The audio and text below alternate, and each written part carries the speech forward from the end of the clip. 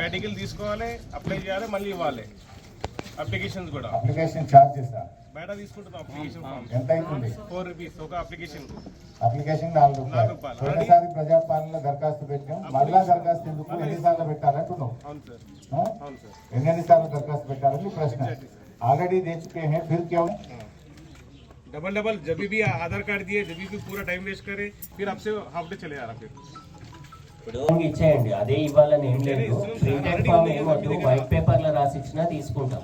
ఒకటి. రెండోది, మీరు అడిగింది ఇంతకు ముందు ఇచ్చినాము, ఇప్పుడు ఎందుకు అని అంటున్నారు కదా. ఒకవేళ ఇచ్చినట్టు ఉంటే ఆ డేటా అలాగే ఉంటుంది, ఫర్దర్ ఫేజ్ నెక్స్ట్ ఫేజ్ లో వస్తుంది.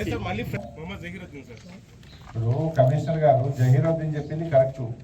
ఏడాది కింద దరఖాస్తు ఏనే ఇచ్చింది, నువ్వు అది ఆన్లైన్ చేసి ఉంటే ఆయన పేరు ఆటోమేటిక్ వచ్చిండే. ఆ దరఖాస్తులన్నీ కట్టగట్టి మూలకి వారేసిండ్రు.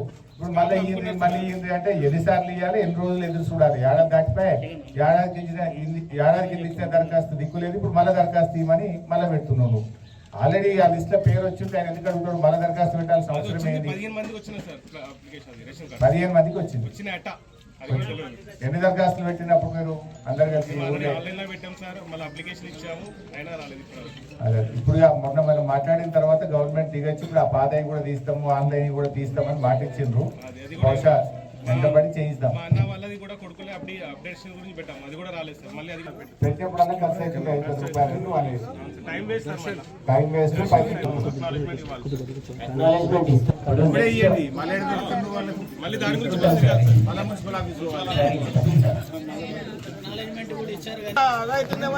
రేవంత్ రెడ్డికి అలాగే ఇంటికి వచ్చి నేను ఇస్తా మీకు అని చెప్పాను. మన తెలంగాణలో ఇస్తలేడు కదా అసలు ప్రాబ్లం. ఢిల్లీలో పోయి నేను ఇస్తాను, నేను హామీ నీకు అని చెప్పాను. మనకెందుకు ఇస్తారంటే హామీ ఎటుపోతున్నాయి.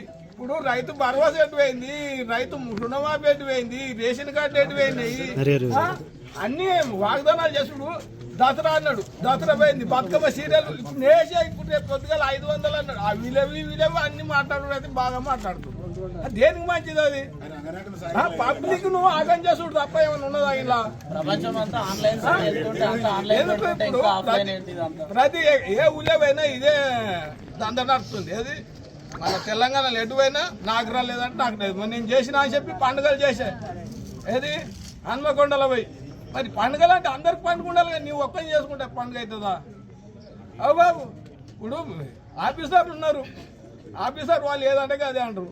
మేమేం చేయాలి, బ్యాంకులో పోతే మేమేం చేయాలి, వాళ్ళు రాంది అని చెప్పి వాళ్ళు అంటారు. నేను ఇచ్చినా నేనే అంటారు. మరి ఎడిపోతున్నాయి అంటే వీళ్ళు తిని లేదంటారా, లేకుంటే అతడు ఇయ్యక లేదంటారా?